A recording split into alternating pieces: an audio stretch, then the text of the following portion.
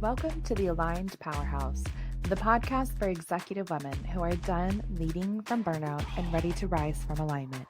I'm your host, Dr. Brittany McGeehan, licensed psychologist, high performance and mindset coach, and guide for high achieving women who are ready to lead, live, and love without abandoning themselves. Here, we unpack the nervous system truths, mindset shifts, and emotional patterns that drive your leadership so you can build power from the inside out. Let's get into it. Alrighty, y'all. Hello. Welcome to today's show. Guys, I am so excited. Today, we are talking about something that if you know me via social media, you see this on my Instagram and honestly, even my LinkedIn all of the time. I am a huge fan of romanticizing day-to-day life. And there's a reason for that. And that's exactly what we are getting into in this episode. Today, we are going to be talking about really like the two camps of people, right? The people who say that there are things in life that you just got to get through, and the ones that say, I will enjoy life better or later, And then there's this camp of people that are able to metaphorically like dance in the rain, right? Or maybe they literally dance in the rain. And today I'm going to give you the how and the why, and then what does this actually look like in practice in terms of leveraging romanticizing habits specifically as your next unlock tool, because I genuinely believe it is one of the most underutilized and misunderstood tools. It's not just an Instagram aesthetic, but a tool for literally rewiring your brain. Oh man, guys. We're a struggle busting over here. We just had coffee and the kids were crazy this morning. But I'm really excited because when you genuinely understand what you're doing and then what's happening under the hood in your brain, you're able to leverage this in moments when you need it the most. So, that being said, let's jump in. So again, today's episode really came from this observation that I've had, yes, in my own work, but also honestly, this also shows up in my personal life. There really genuinely are two camps of people. There are camps of martyrs, just to be real frank and real direct. These people who say, these are just the things I have to get through and I have to push and push and push. And they don't know how to genuinely enjoy life exactly where they are. And then there are these camps of people who know how to make the most mundane Monday morning, for example, magical. And here's the other thing underneath all of this is I actually don't even think this second camp of people understands what they're doing or how profound it can be. But my goal for you by the end of this episode is that you walk away not just understanding it, but also knowing how to actually go and execute some of this, because truly it is a game changer. I think that we see all of these things on Instagram and it's like these cutie little aesthetics with this moody music, and I totally do this all the time. But there really is a method behind the madness, right? So if you are someone who typically postpones joy or laughter or lightheartedness until after the launch, after the promotion, until after the kids get older, or you lose the weight or the business scales, or you hit this revenue marker, like today's episode is for you, okay? All right, so let's really jump in here. So here is the advice that I tend to hear being pushed on podcasts and LinkedIn and all of these different areas, and sort of my pushback here, right, is that you just need to become more disciplined.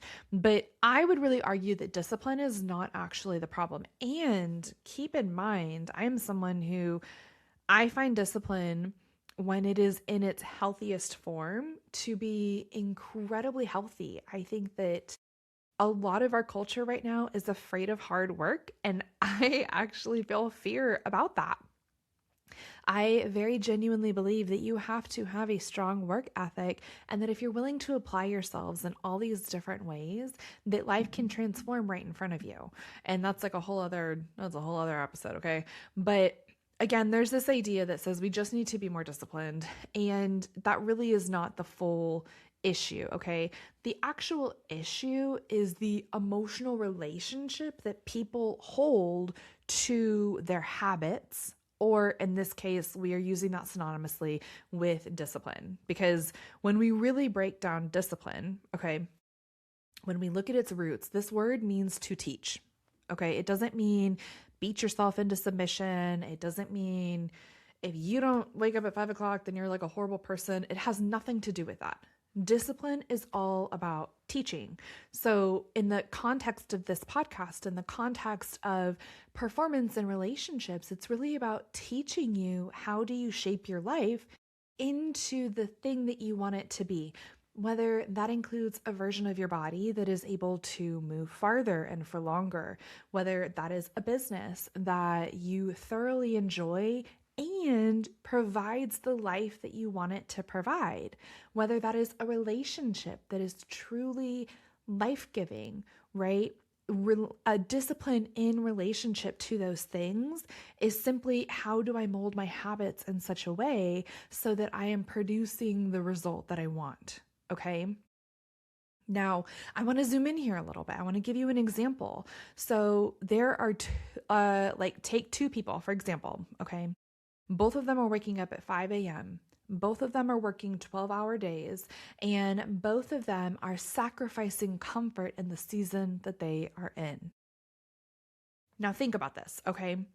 I want you to think that person A feels really alive with these decisions that they're currently making for the season that they are in, whereas the other feels imprisoned, okay?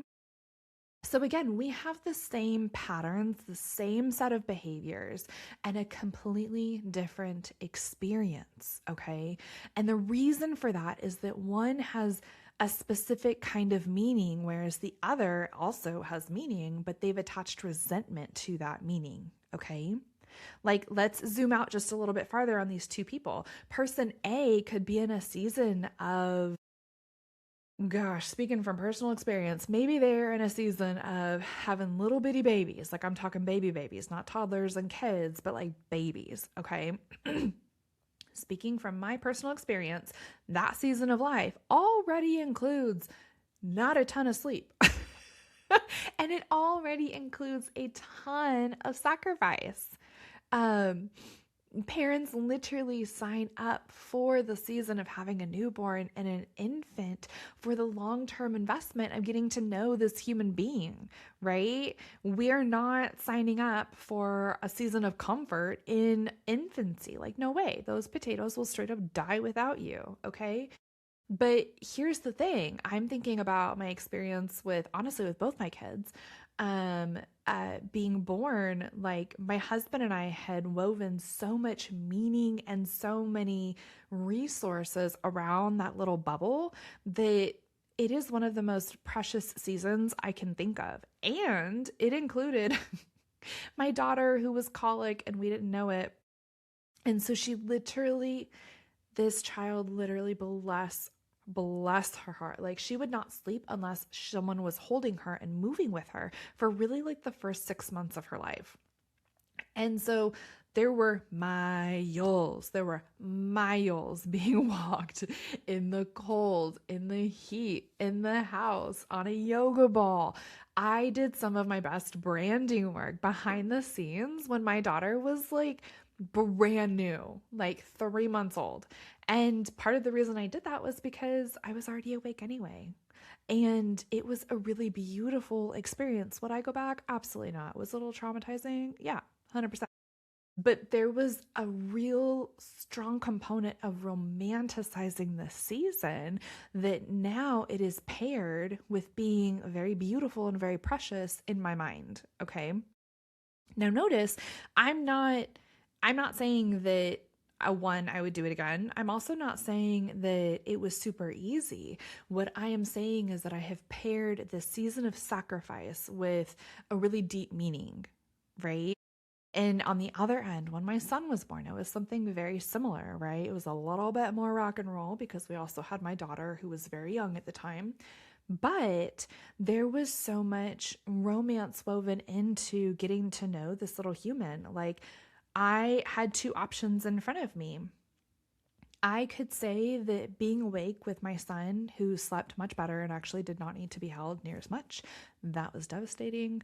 But he would still be up for night feedings and all these things. And on one end, I had the choice to be really frustrated and exhausted and, oh my gosh, my daughter's going to be awake and then I'm never going to sleep. And instead, the way it lived in my brain was, what a really beautiful opportunity, because I get this one-on-one time with my son and I don't always have that available to me, right? Like, this is what romanticizing something looks like real time. And I want to talk a little bit about what really happens and why this is so effective, especially from a performance perspective, right? Because it's really not what everyone thinks that it is. It really is a neurologically driven skill that someone can use to hone their nervous system, to not only respond to events, but rather to leverage the meaning making tools that you have at your disposal already. Okay. So here's the piece of this that we don't talk about a ton on Instagram or wherever, but humans are meaning making machines. And here's what I mean by that. If you don't, if you're not familiar with that phrase, okay, making meaning is simply, what is the story that you're telling yourself? What meaning are you assigning to a certain experience? Okay. What I assigned to the newborn season of parenting was that it was a really beautiful bubble of getting to work on security and attachment. And I got one-on-one time with my babies in a way that I was very aware I would probably never get that level of intimacy with them again, because life shows up. There are other demands on your time. They will become their own people. But in this precious little bubble, it was just like we were one, right? When this happens, you're actually changing your physiology. I also had the option and had plenty of moments like this, right? Where the meaning that I was making of, for example, when the sun would go down, I was just like, oh my gosh. Because I associated a sunset with my daughter is going to be crying all night, or I'm really tired and I don't think I'm going to sleep a lot. My husband's not going to sleep a lot. And we're about to be rock and roll for the next few hours until the sun comes up. That literally would bring online my nervous system in a very responsive and fight and flight kind of way, right? So this anticipation is going to create some of this dopamine, and really, so there are a few neurological networks that I want to hit on here, okay? The first thing in terms of network that's going to activate is your prefrontal cortex. Okay, so this is the part of your brain that is the conductor. It is the piece that is responsible for executive functioning, and it's really important because it is the piece of your brain that is actually analyzing incoming sensory data, and it is comparing it against your internal mental models, is the therapy speak way of saying. It is bringing information in, and it is saying, what do I do with this? Okay. So when you're romanticizing honestly, prefrontal cortex is going to be lit up no matter what, as long as you're not in fight or flight.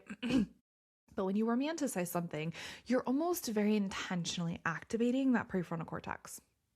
And what it is comparing this sensory information into your mental models, what that is referring to is this thing called the default mode network. Okay.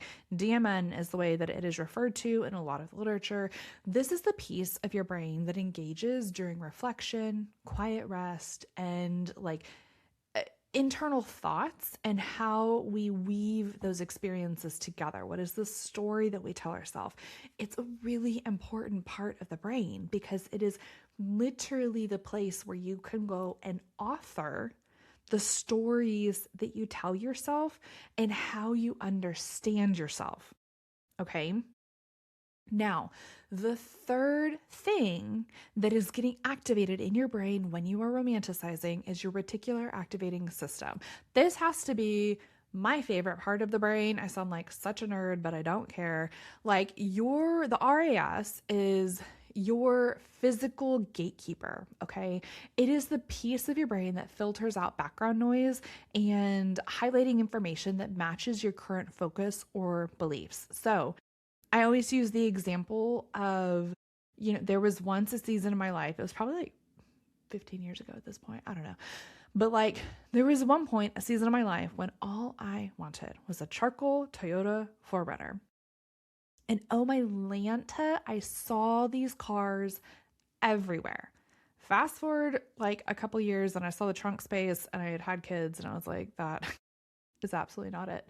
But there was a point in time when I thought they were the sexiest thing ever and I really wanted one.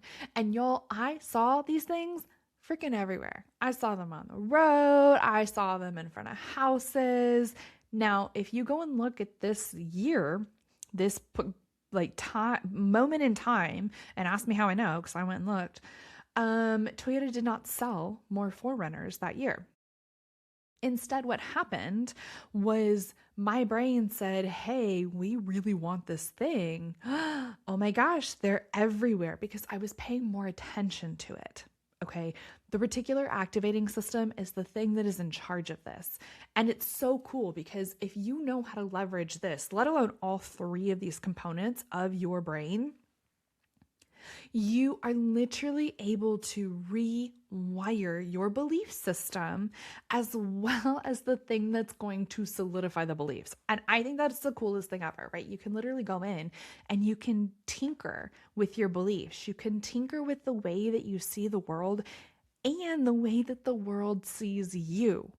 This is huge. So whenever we apply this, right, to romanticizing and we really think about it in this way, what you're doing is you are tightening the logic filters, right? So, and you're really activating this meaning making network part of your brain, which again is huge. It is absolutely huge because I want you to think about this in the context of romanticizing something that is just, it's good for you. It's healthy in the season that you're in, and it's helping you to build the brain, well, yeah, the brain, but also just the life that you really want, right? Like right now, I am in the process of trying to hit 10,000 steps every day. That's my floor. Okay. And I could choose to see that as really grueling, depending on what your baseline is. I could choose to see that as I'm being really hard on myself, or I'm associating that with like wanting to lose weight, whatever it is, right? Or I could choose to associate that with beauty and being more mindful and spending more time with God and really honoring the relationship that I want and have with my body and modeling for my children something really beautiful and engaging in more screen-free time, right? And by doing that, I have literally just tweaked the way that my physiology, my brain chemistry, the neural networks in my brain are going to respond to something that is very healthy for me, which is walking, right? So as you do this, you are also able to engage in more gratitude. And gratitude is the most expansive skill that we have access to in terms of broadening our attention and our focus, okay? And the other thing I want to add on to that is this also helps you to engage in awe. And awe is something that is highly associated with being able to connect with a higher power. And all of this literally can come from you choosing to intentionally slow down and enjoy things such as getting dressed in the morning, driving in the car, making coffee, lighting a candle, traveling for work, journaling before meetings, like whatever it is. But I want you to sit and think about what are some of the habits that you have an opportunity to teach your brain to enjoy. Okay. So, for example, for me right now, just to give you a few examples, well, one, I listed a few.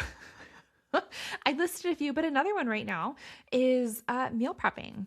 I am in a season right now of really intentionally caring for my body, which has been carrying excess weight since I had children. And it's not about even actually, I don't even know if it's about weight so much as it's about like wanting to build more muscle and be more mindful that I'm moving into a season of life where muscle degeneration is way more prone than growing it, and that I still want to be walking and hiking and playing games and racing my kids when I'm 80 years old. And so we're intentionally stewarding that vision right now, right? So there's exercise is in there for me. It is meal prep because we're very, very busy. And with that, we do a lot of like rinse and repeat, right? We're eating the same things generally right now. And when I do that, there's a specific music that I'm pairing with that moment. I'm inviting my children into this season, or like into those little skills, right? All of this is teaching my brain to anticipate joy, and I'm pairing it with this thing that is very good for me, right? Um, and I think that this is such a game changer. And it's something that people don't realize they're doing when they quote unquote romanticize living and being frugal. Maybe it's staying in their budget, right? I see romanticizing gardens on Instagram. You really have the opportunity to romanticize anything in a way that you want to, right?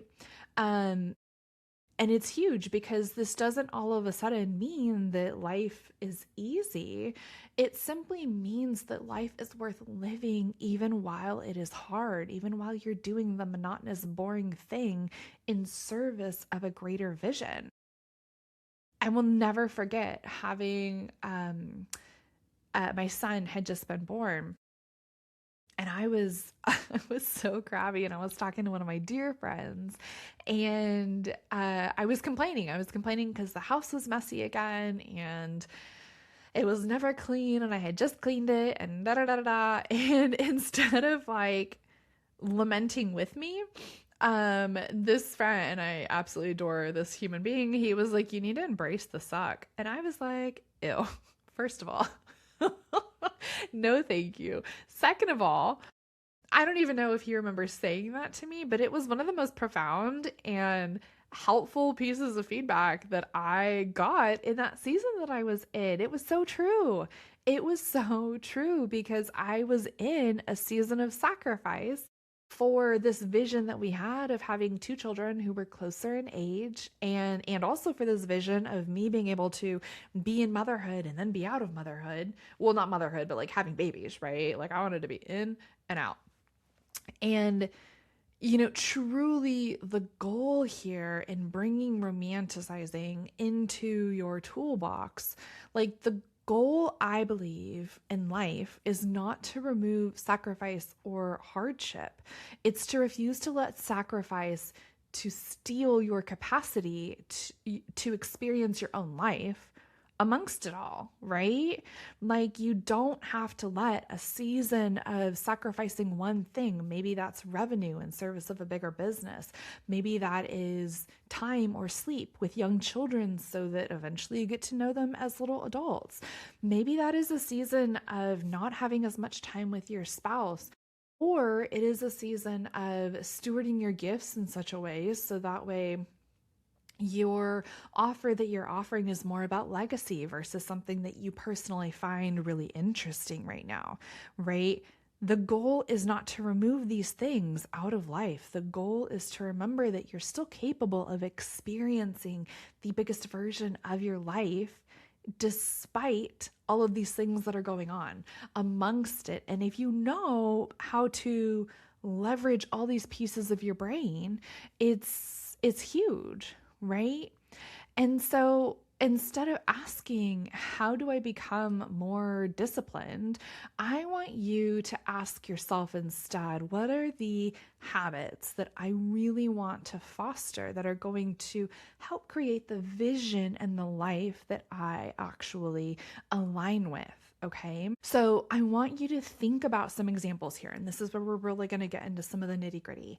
I want you to think about and identify one reoccurring obligation that you have mentally labeled as being quote unquote hard.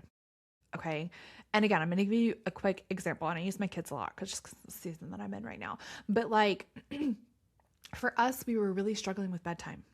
And I was talking with my coach and my parenting coach, and I was asking her, the kids are not winding down and they're staying up till 8:30. I know that they're tired in the morning. I really feel like their sleep is suffering. And how do I get them to calm down more? And the answer was so easy, right? It was genuinely it was easy in theory. Executing was not that easy. But basically, she put it all back on us, which is where it belonged. She was like, if they're not calming down, it's because you are not calming them down. I was like, again, first of all, rude. But second of all, she had a point. We were expecting these little tiny humans to unwind and be ready for bed in the span of like 30 minutes. And we wanted them to do it on their own. Okay.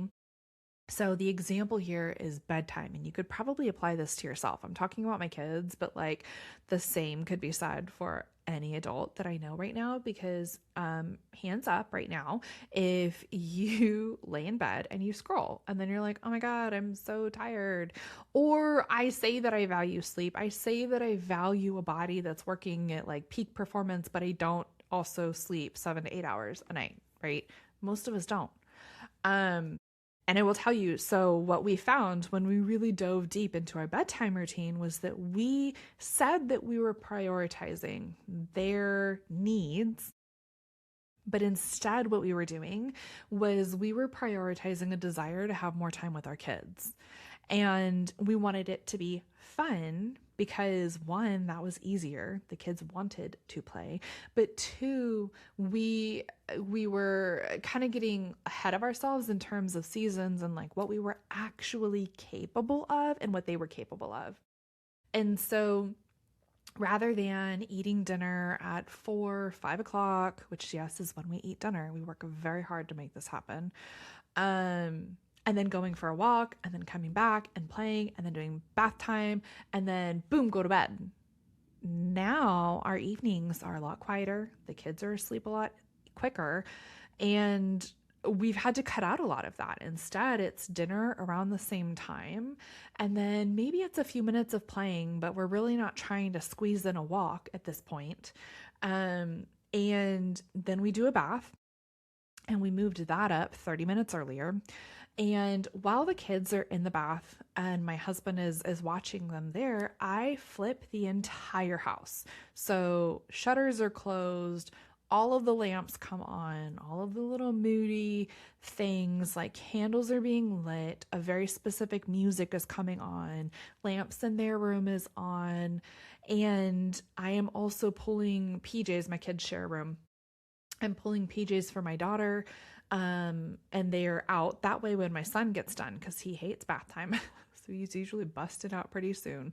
Once he gets out, the only thing we are doing is calming his body down. From there, we're getting dressed, we're climbing into bed, and we are having 30 minutes of just him and I time. And we're reading books and we're chatting, and it literally has made such a huge difference. Like he's in bed 2 hours earlier than he had been at this time last week.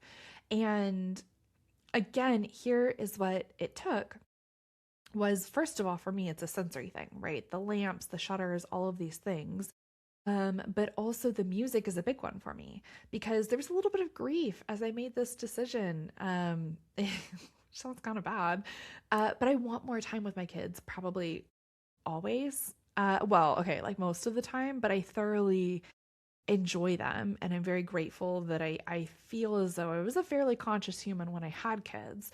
And so there was a really strong desire to know them. And it's not lost on me how precious this season is. And so in saying, I'm going to have you go to bed earlier, it also meant that like a version of me was losing time with my kiddo. And so as like I had to process that, but also two, I paired it with music that I really like and candles that I really enjoy. And this helps make it feel magical. So now instead of it being this negative thing in my head, right? Again, I'm leveraging that default mode network. I'm leveraging the way that I bring in some of the sensory information, and I'm going in and I'm activating that reticular activating system, because now it feels like one of the most magical times of the evening. And it doesn't mean it's perfect. It doesn't mean that there's never any issues, but it does mean that I've made this thing that literally 7 days ago was so hard and I kind of dreaded it because it was difficult. And now it feels incredibly magical, right? And I get, like, we call it fancy time with my daughter, where we wash our face and we brush our teeth together, and I show her the fancy lotions I use and how to take care of your nails. And we get that one-on-one time, and it's really sweet and precious.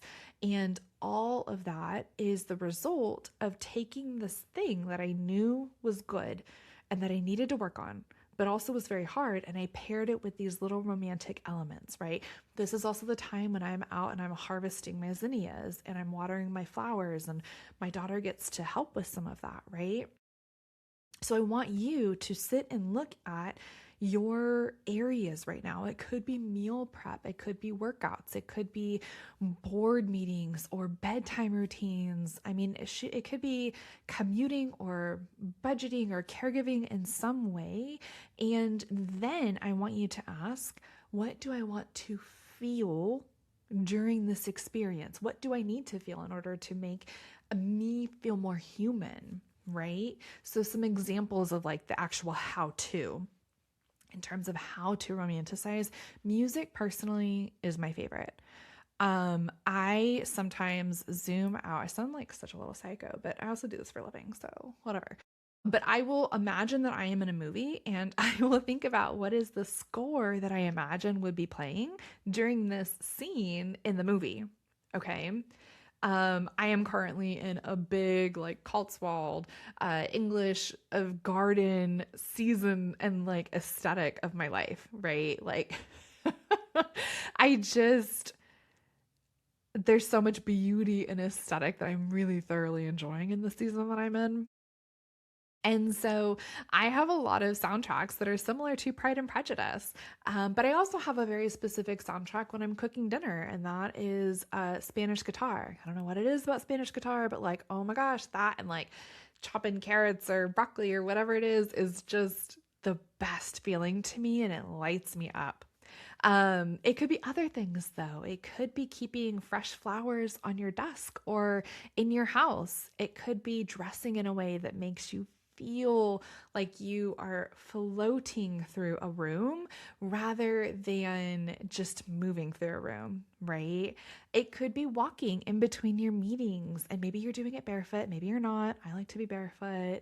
And maybe as you're walking, you put on a classical piece of music or you put on acoustic music.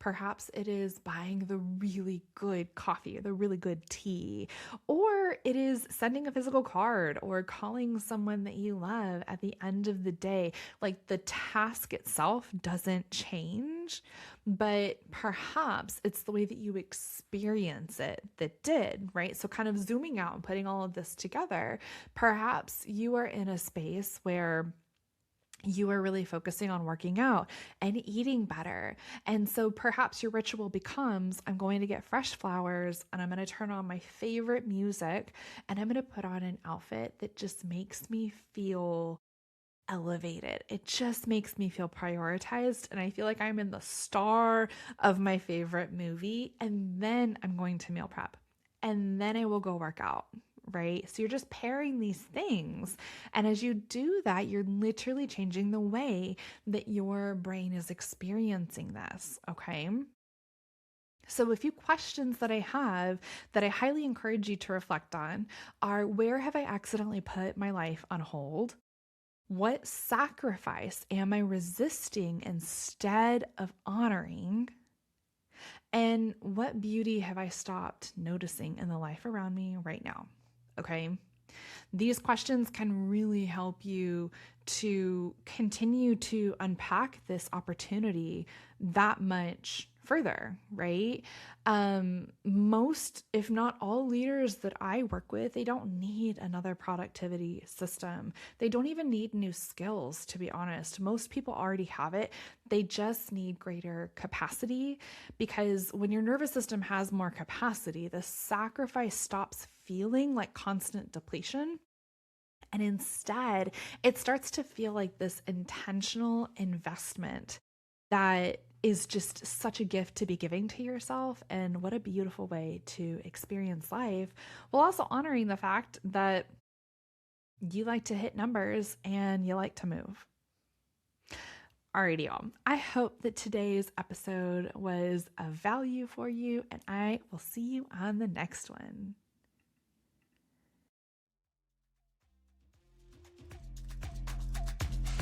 Alrighty, friend, that is all for today's episode of the Aligned Powerhouse podcast.